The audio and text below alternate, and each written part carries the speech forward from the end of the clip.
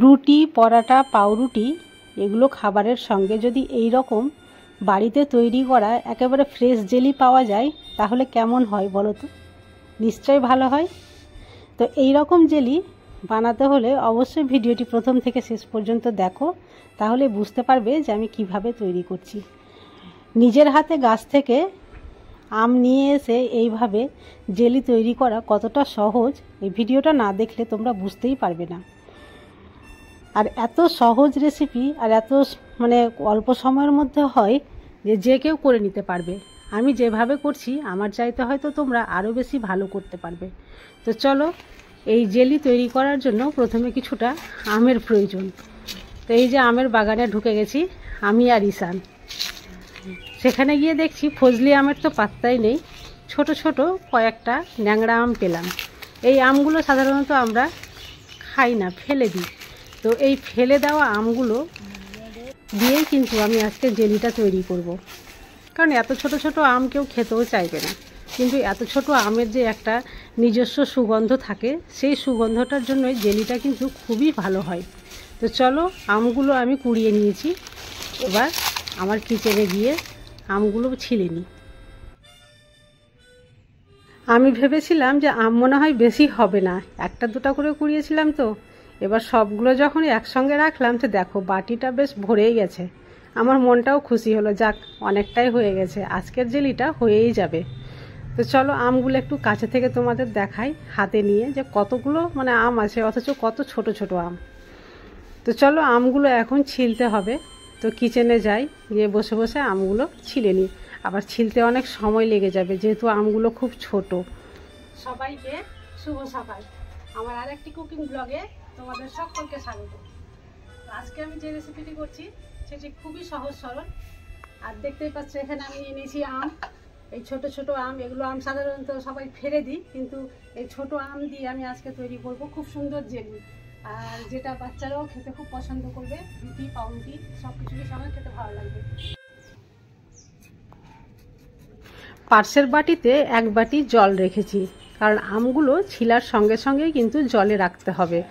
কারণ আম জলে যদি না রাখা যায় তাহলে আম কালো হয়ে যাবে, আর সেটা দেখতেও ভালো লাগবে না।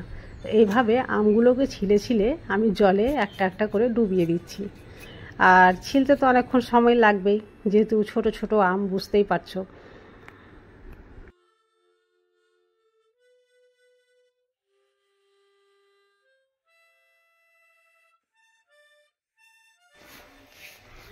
আম ছিলা হয়ে গেছে, আর যতগুলো এই যে দেখো কতগুলো নোংরা হয়েছে, নোংরাগুলো উঠিয়ে আগে পরিষ্কার করে নিই। হয়ে গেল উঠানো। আমটা খুব ভালোভাবে ধুয়ে নিই। এইভাবে এই যে দেখো কতটা জল কালো কালো হয়েছে।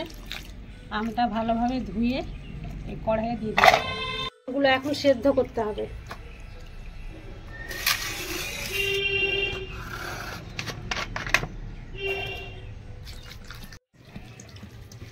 এখানে জলের পরিমাপটা আমি দিয়েছি অর্ধেক কড়াই চাইতে একটু বেশি, কারণ এই জলেই আমটা সেদ্ধ হবে, আর সেদ্ধ হওয়ার পরে যে জলটা অবশিষ্ট থাকবে সেই জলটাই প্রয়োজনে লাগবে। তো চলো অন্যদিকে গ্যাসের ফ্লেম অন করে আমি কড়াইটা বসিয়ে দিই।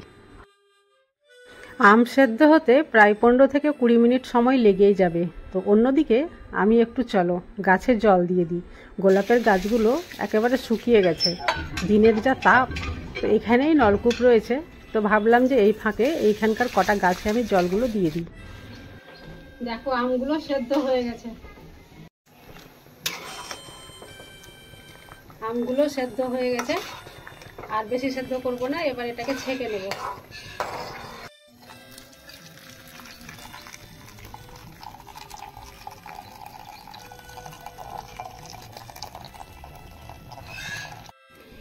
আমের যে রস ছিল সেটা ছাঁকা হয়ে গেছে, আর আমের এখানে দরকার নেই, এই রসটারই দরকার লাগবে। আবারও গ্যাসের ফ্লেম অন করে কড়াই বসিয়ে দিয়েছি, আর সেই কড়াইয়ে আমের রসটা এবার দিয়ে দিলাম।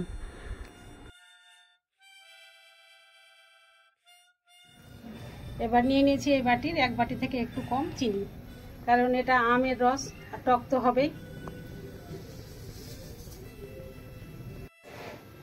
আর দিয়ে দেবো গ্রিন ফুড কালার। কারণ ফুড কালারটা না দিলে কাঁচা আমের কালারটা আসবে না, যেহেতু ছোট আম এখনো কালার হয়নি।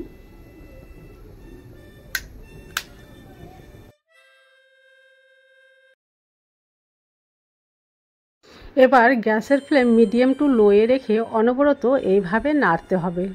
এইভাবে নাড়তে নাড়তে কিন্তু এক পর্যায়ে এসে এই লিকুইডটা একেবারে গাঢ় হয়ে যাবে। ততক্ষণ পর্যন্ত আমি এইভাবেই নাড়তে থাকবো।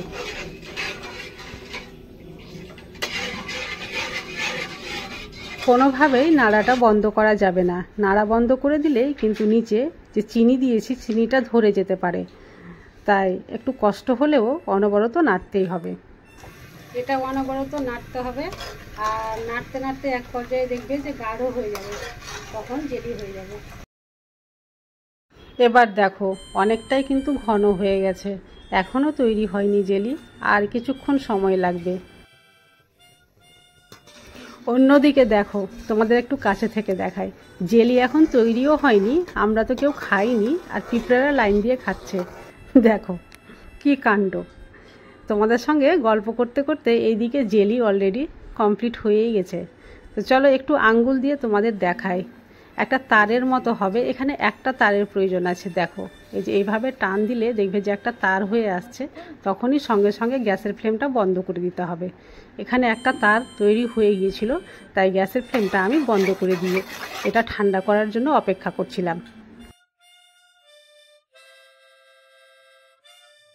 জেলি প্রায় তৈরি হয়ে গেছে, আর ঠান্ডাও হয়ে গেছিলো, তাই আমি একটা কাঁচের বোলে এইভাবে ঢেলে নিলাম। আমার কাছে ছোট্ট বয়াম ছিল না, তোমাদের কাছে যদি জেলির কোনো কাঁচের বয়াম থাকে তাহলে সেটাতে ঢেলে নিতে পারো। আর এটা কিন্তু তোমরা ফ্রিজে প্রায় 3-4 মাস স্টোর করে রাখতে পারবে। তো এখন জেলি সম্পূর্ণভাবে হয়েছে এটা বলাও ঠিক হবে না, কারণ একটু ঠান্ডা হওয়ার অপেক্ষা করতে হবে। তো আমি এই বাটিতে ঢেলে নিলাম, আর 2-3 মিনিট অপেক্ষা করলে কিন্তু এটা জমে যাবে। তারপরে আমি তোমাদের দেখাচ্ছি।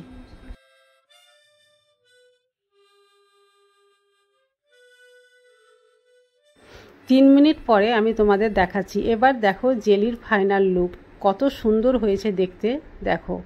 আর দেখেই জিভে জল আসছে। এই ধরনের জেলি যদি পাওয়া যায় তাহলে কে খেতে চাইবে না বলো? সবাই চাইবে, ছোট থেকে বড় সবাই খেতে চাইবে।